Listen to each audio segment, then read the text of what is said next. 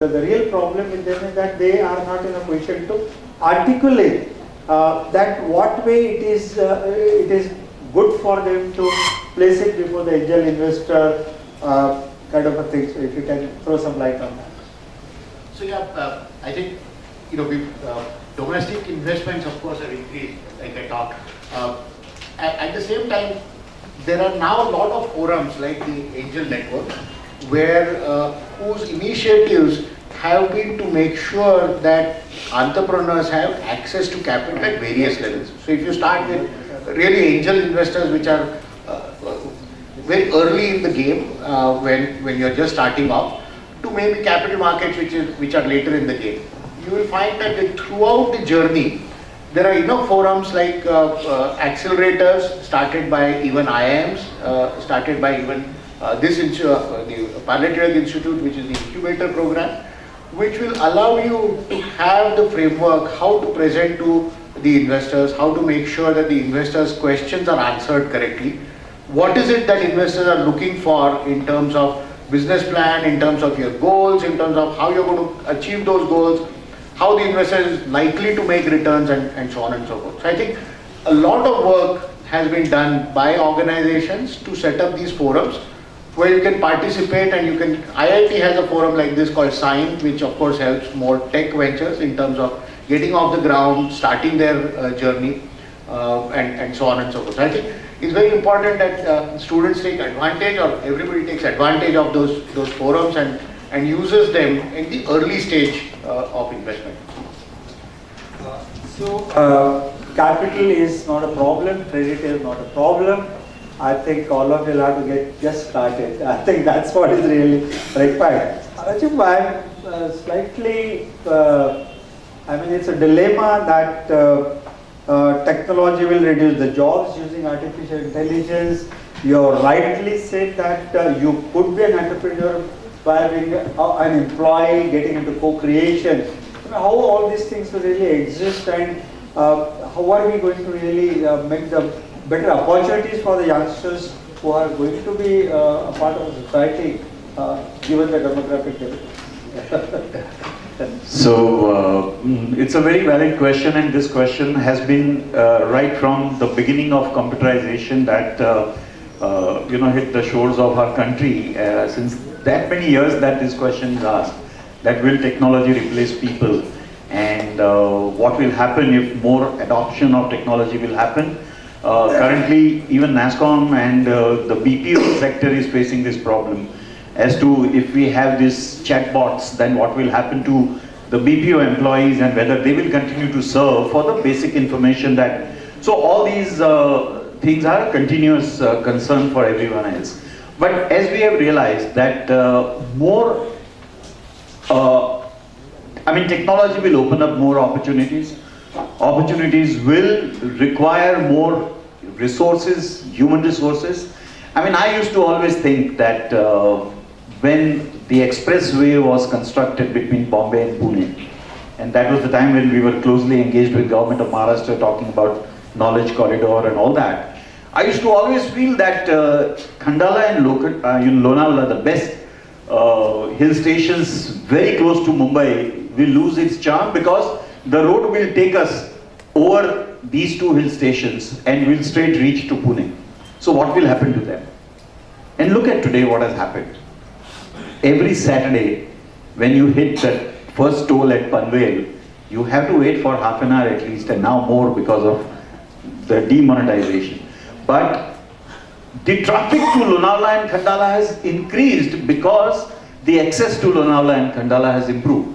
Earlier, parents wouldn't allow their sons or daughters to drive down because of the ghats and all, and now they know that the road is so straight and 4-lane and everything is fine. Just relating it to the opportunities. So the RJs and DJs and all these in the digital media space, and the multiple such opportunities which were not existing for lack of opportunity, or there was nothing in that space that was giving an employment opportunity or an entrepreneurial opportunity to anyone, has now suddenly grown. So yes, there will be displacement of jobs. That in one particular vertical, there will be loss of jobs. Could happen because yes, there are a few things which a caller would ask you that, sir, do you want loan? Would you want to have a credit card? And those kind of services may be displaced by a robo. But what about the other opportunities that the technology is opening? So I'm mentored by Harish Bhai, I'm eternal optimistic. And therefore, I feel that technology has always been an enabler, and anything which enables, will always be contributing positively. So I do have concerns about certain jobs, but even if they can acquire additional skills, they can be meaningfully engaged. Thank you. Thank you. One more question, Rajiv. It just occurred to me, and I'm addressing it to the college administration as well as you, that every business school looks at the placement, and you have a very well articulated structure for a placement. But I think now the business school should have articulated structure for incubation.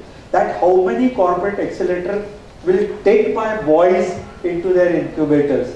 Should this kind of effort be done by us? Being on the advisory council, I'll ask your inputs, and then we'll discuss with Deepak and all, that we should measure our schools ranking in terms of how many students have gone to incubation rather than the placement. What's your take? Can I be allowed a little longer answer? Please. Because I'm sharing, I have to stand up for this.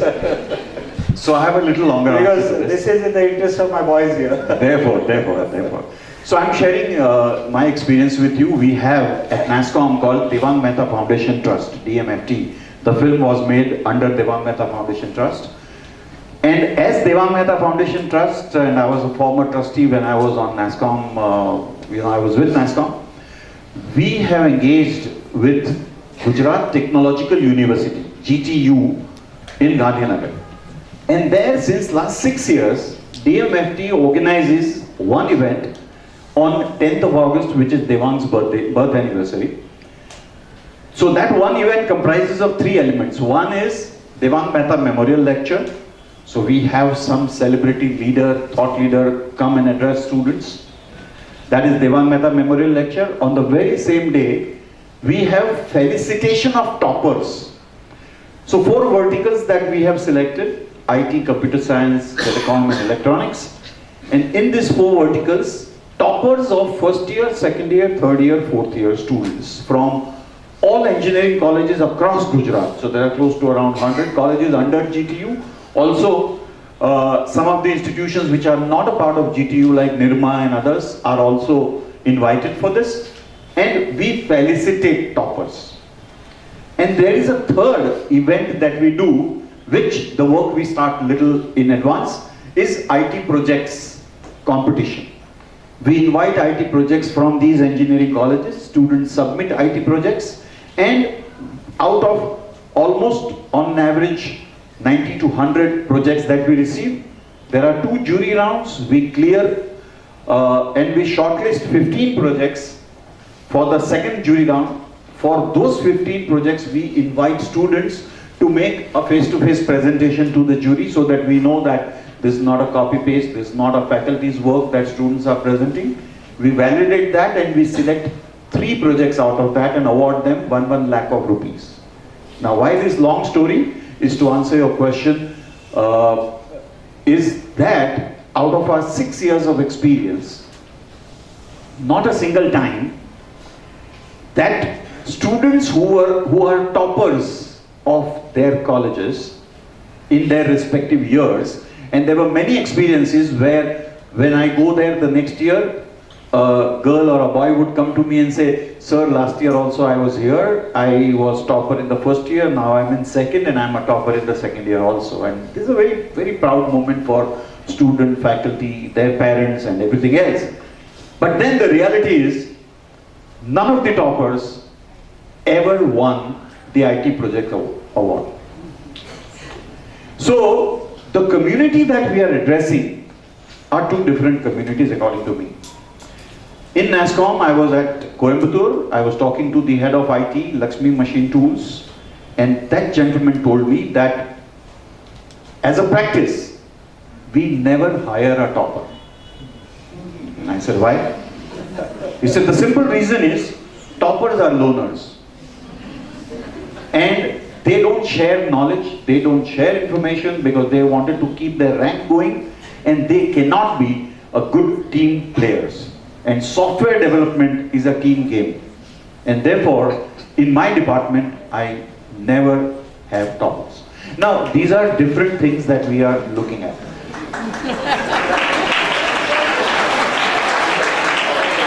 So you don't have to be worried if you are not a topper. DNA wise, we are different, okay? So let's take it that way. And then what happens is suddenly people start saying that Bill Gates was a dropout and Dhirubhai Ambani was a dropout. All like that. No, but that's again not fair. Please be fair to your other friends who are toppers, because they are also needed in the ecosystem, because ultimately you will need some genius to crack a problem. But yes, I think to answer the question and the dilemma that even at NASSCOM we used to face, and I'm sure with this, I will give you one example. How many of you have seen Dark Knight Rises? And how many of you know this scene, or who can recollect the scene, the climb? You know, Bruce Wayne is in the pit, right? And he's trying to climb the pit. And what is happening? The normal ritual is that he goes to a platform where a person helps him with a rope, and he tries to climb the well. And there are stones at different levels, and he is holding those stones. But at one point, the distance between one stone and the other is too far for any human being possibly to just hold it by stretching. At that point, you have to take a leap. And Bruce Wayne, in his first attempt, he had a rope tied with him. He miserably failed. He hanged again down, but he was safe. He came down, and there was one senior slave colleague of his tells him that you don't fear death. You should fear death, because death is a great motivator. When you have death as a great motivator, you cannot not win. So he decides to go without the rope. And when he comes to the point where he realizes that I have to climb there, and I cannot if I don't put in my best, he closes his eyes, gathers his courage, and plunges. And that leap of faith takes him out of the pit. Now, the question is, management institutes feel it is their responsibility to provide employment to all their students. That's a very good thinking, but unfortunately, that thought has translated to students also. And students also have started feeling, Mera kya hai, paisa diya hai na, now it's their responsibility to give me a job. Simple. Friends, look at Ramayana. When Ram decided to build the bridge, didn't work. All the stones that Ram threw in the ocean all around, why? Institute can do only so much. But with you, with your, and the brand of institute, okay, Bharati Tilak Vidyalaya, it's a brand. With that brand, you put that brand on your resume, with your conviction, with your confidence that yes, I'll be able to make the bridge. I'll be able to pass through the ocean of all the turmoils, and I'll be successful in reaching to my destination. If you have that conviction, then you don't need to be only Hanuman. And I'm sorry, but even Bandars could get through the other side. What is important is, dependency on the institute has to be controlled. To my mind, there is a race going on, and I am seeing that. I have seen that in NASSCOM, and therefore I am saying this with a lot of conviction. In Mumbai, Maharashtra, it is lesser.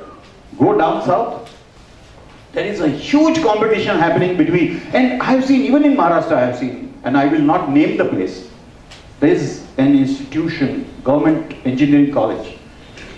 I went to meet the dean, the principal of the college, and he had a very academic-like office with a photo of Mahatma Gandhi and Saraswati and all that. And I was like, awesome, good feeling, you know, when you go to such places, you are inspired. Then somebody took me to a TPO office within the same organization. It was a very flashy office with all the corporate kind of a look and all, and I was wondering, I said, principal is sitting so humbly and modestly, and why this? He said, no, you know, we have all the corporates coming to us and we have to entertain them and all that. So the entire focus is to lure corporates to come to, because the students are demanding and because there is a competition. Every time that you listen to or go to any college function, they will say, I am proud to say that for the second or third year, 100% placement that we could do, 80% placement. Great, I'm not denying that. But who is responsible for that placement? The TPO, the institute, or the students? And if there is a great synergy between students and the institute, that institute is going to